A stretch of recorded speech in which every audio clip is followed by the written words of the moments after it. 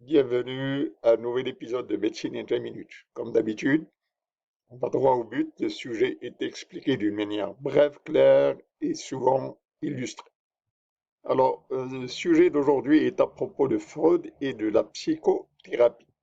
Je voudrais tout de suite dire que il est très difficile de vouloir couvrir un sujet aussi vaste en 30 minutes. Freud, la psychanalyse, le glissement freudien, la théorie freudienne, la psychologie freudienne, nous allons essayer de donner une idée claire de tous ces éléments.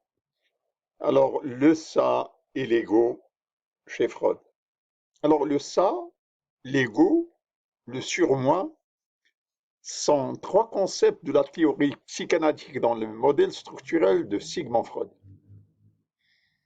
Le ça est l'ensemble des désirs instinctifs non coordonnés. Le surmoi joue le rôle critique et moralisateur. L'ego est l'agent organisé et réaliste qui sert d'intermédiaire entre les désirs instinctifs du ça et le surmoi critique. Alors voyons ça en détail. L'esprit, il existe une partie consciente de l'esprit, une partie préconsciente de l'esprit et une partie inconsciente de l'esprit. C'est une véritable iceberg. Alors dans cet iceberg qui est plongé dans la mer, il existe une partie apparente, c'est la partie consciente, alors que la partie immergée, qui est la plus grande, qui est la plus volumineuse, elle est profonde, c'est l'inconscient. Alors, une différence fondamentale en ce qui est conscient et ce qui est inconscient. Alors, le conscient, il est concerné par les épisodes passés, les épisodes présents et les épisodes futurs. Donc, la notion de temps compte pour ce qui est conscient. Pour l'inconscient, le passé ou le présent ou le futur n'existe pas. Tout est enregistré au même moment et pour de bon. Les bons soins d'une maman, les soins affectifs d'une maman vis-à-vis de son bébé vont conditionner le comportement et les attitudes de tous ces bébés durant toute sa vie. Cette bonne manière de prendre soin du bébé par la maman, elle sera enregistrée dans l'inconscient. Et une particularité de cet inconscient, c'est que la notion de temps n'existe pas dans l'inconscient. La notion du passé, la notion du futur, la notion du présent, ça n'existe pas dans l'inconscient. Ces concepts sont des concepts du conscient. Alors, un autre concept aussi, c'est à différencier le conscient et l'inconscient, c'est que l'inconscient n'obéit à aucune logique. La logique, la manière de penser logique, n'existe qu'avec le conscient. Donc, pas de logique pour l'inconscient. La logique, elle ne joue que dans la sphère consciente. L'inconscient est incapable de discerner la différence entre la réalité et la fantaisie. Alors, toutes les expériences, qu'elles soient bonnes ou qu'elles soient mauvaises, eh bien, elles sont enterrées profondément dans l'inconscient. Et elles vivent avec l'individu toute sa vie. Il faut surtout retenir que la logique, c'est un problème du conscient, que l'inconscient n'obéit à aucune logique. Alors maintenant, nous allons aborder les concepts du ça, de l'ego et du surmoi. Trois entités complètement à part l'une de l'autre. Alors le ça est une pulsion égoïste cachée. Il répond au plaisir immédiat. C'est la mauvaise conscience de l'âme. L'ego, par contre, c'est d'optimiser le profit, c'est le moi. c'est la réalité du principe. Alors que surmoi, lui, c'est la régulation, c'est la retenue, c'est la bonne conscience, c'est le contrôle. De ça, il insiste tout de suite. Le super-ego, le surmoi, c'est une sorte d'ange. Il est modérateur, il essaie de réconcilier. L'ego, c'est une sorte d'équilibre entre les deux. C'est la décision. Alors, l'ego, c'est le conscient. C'est la partie apparente de l'iceberg. Le ça, ou dans la littérature anglo-saxonne l'ID, il est inconscient. C'est la partie cachée de l'iceberg. Le surmoi, ou super-ego des anglo-saxons, il est à la limite. Il appartient aux trois stades, le stade conscient, le stade préconscient et le stade inconscient. Donc, ego conscient. Le ça ou l'ID inconscient. Le surmoi ou super-ego, il appartient aux trois stades. Alors, l'ID ou le ça, tout de suite, maintenant, c'est la partie inconsciente de la personnalité qui inclut l'instinct d'égoïsme, l'instinct du besoin. Il opère en fonction du plaisir et il cherche une gratification immédiate. Le super-ego ou le surmoi, lui, il existe aux trois niveaux de la conscience. Il est conscient, il appartient au préconscient, il appartient à l'inconscient. C'est une sorte d'ange. Il est toujours concerné par ce qui est socialement acceptable. Il essaie d'obtenir de l'ego l'idéal. L'ego, quant à lui, euh, il opère, donc on a dit il opère dans le mode conscient, c'est la partie de la personnalité qui prend les décisions. On dit que l'ego, lui, il opère par rapport à la réalité du principe. Quand une idée quand l'impulsion d'une idée est, est exigée du ça, de l'idée, eh ben, l'ego, lui, il va se concerter avec son ange, avec le surmoi, pour voir ce qui est réaliste de ce qui n'est pas réaliste, et il va prendre la décision réalistique finale. Donc le ça, l'idée, c'est l'instinct, l'exigence, tout de suite. Le super-ego ou le surmoi, c'est l'ange.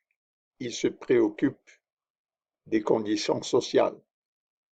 L'ego, c'est le réaliste. Il va concilier entre les deux. Alors, maintenant, nous allons aborder le chapitre de l'instinct et de la motivation. Alors, selon la théorie instinctive de la motivation, tous les organismes naissent avec des tendances biologiques innées qui les aident à survivre. Cette théorie suggère que les instincts conduisent tous les comportements. Alors, qu'est-ce que c'est que l'instinct exactement? Les instincts sont des modèles de comportement innés, dirigés vers des objectifs qui ne sont pas le résultat d'un apprentissage ou d'une expérience. Par exemple, les nourrissons ont un réflexe de scission inné qui les aide à rechercher un mamelon et à se nourrir, tandis que les oiseaux ont un besoin inné de migrer avant l'hiver. Ces deux comportements se produisent naturellement et automatiquement, ils n'ont pas besoin d'être appris pour être affichés. Obsession et compulsion. Alors nous allons essayer d'établir une différence entre le concept d'obsession et le concept de compulsion. Alors, certaines personnes parlent même de manière compulsive. Il existe également des compulsions obsessionnelles, dans lesquelles une personne compulsive adopte certains comportements pour soulager l'anxiété sous-jacente ou pour écarter d'autres émotions négatives. À titre d'exemple, une personne qui vérifie plusieurs fois si le poêle est atteint ou si la porte est verrouillée. Il existe des compulsions obsessionnelles telles que la personne qui range constamment ses ongles, ou qui s'arrache les cheveux, ou qui se gratte la peau. Ces gestes sont généralement engagés pour réduire l'anxiété. Alors, quelle est la différence entre l'obsession, la pensée récurrente normale et la délusion? Alors, en matière de délusion, le patient croit fermement à l'idée malgré les preuves irréfutables du contraire. Le patient n'a pas de perspicacité. Il pense que ses pensées sont justes. Ce sont les autres qui tentent de le convaincre que sa pensée est fausse. C'est ça la délusion. Dans l'obsession, le patient est conscient qu'il se trompe dans son jugement, mais il n'arrive pas à s'en débarrasser. Il veut se débarrasser de l'idée fausse, mais il est incapable. Alors, une jeune fille pense qu'un œil est plus grand que l'autre. S'agit-il d'une obsession ou d'une illusion? Il faut d'abord s'assurer qu'il existe réellement une différence et que le jugement de la fille est correct. Ensuite, il faut savoir que vers l'âge de la puberté, le caractère de la croissance devient marqué chez la jeune fille. Elle se transforme en femme. Dans ces conditions, le jugement est tout à fait normal. Mais si la fille est maladivement préoccupée, malgré une apparence normale, si la qualité de vie est altérée, si elle veut se débarrasser de l'idée mais n'arrive pas, alors il s'agit d'une obsession. Alors après ce tour d'horizon, on arrive enfin à la question, qu'est-ce que la psychothérapie? Alors la psychothérapie, ou thérapie par la parole, consiste à utiliser des méthodes psychologiques, en particulier qui sont basées sur une interaction pour aider une personne à surmonter les problèmes de la manière souhaitée. Améliorer la santé mentale de l'individu. Résoudre ou atténuer les comportements, les compulsions, les émotions gênantes. Il existe une thérapie par le jeu pour les enfants. Certaines psychothérapies sont considérées comme fondées sur des preuves pour traiter certains troubles mentaux diagnostiqués. Mais il faut savoir que d'autres ont été critiqués comme pseudo-sciences. Alors, je voudrais seulement rappeler le développement psychosexuel de Freud, qui s'établit en 5 étapes. Alors, à la naissance, c'est le stade oral. De 1 an à 3 ans, c'est le stade anal. De 3 à 5 ans, c'est le stade phallique. De 6 à 11 ans, c'est le stade latent. Et après 11 ans, c'est le stade génital. Alors, je vous réfère à une vidéo à propos des stades du développement selon les 5 étapes de Freud. Alors, voici les techniques utilisées dans la psychothérapie. Alors, il y a la psychopharmacologie. Alors, dans la psychopharmacologie, c'est une sorte d'équilibre entre la sérotonine et la dopamine. C'est un concept biologique. Il y a le concept identité-diffusion du sociologue. Il y a le concept de la dialectique comportementale du thérapeute. Il y a la psychanalyse et il y a le thérapeute comportemental. Alors retenez conscient et inconscient. Conscient, c'est la partie apparente de l'iceberg. L'inconscient, c'est sa partie cachée. Et le conscient, il est concerné à propos du présent, du futur et du passé. Alors que l'inconscient, cette notion de temps n'existe pas. Le conscient, c'est la logique, c'est le raisonnement logique. L'inconscient, il ne fait pas de différence entre ce qui est réel et fantaisie. L'ID ou le ça répond aux besoins immédiats d'instinct. Le super-ego ou surmoi est préoccupé des conditions sociales.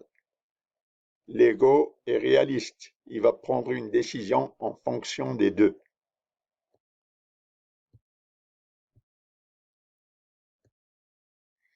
Merci d'avoir assisté à cet épisode de Médecine en 3 minutes. Voulez-vous cliquer le bouton like? Ça nous encourage à produire encore plus de vidéos. Et si vous n'avez pas adhéré à la chaîne, vous êtes invité à le faire. Merci pour votre attention.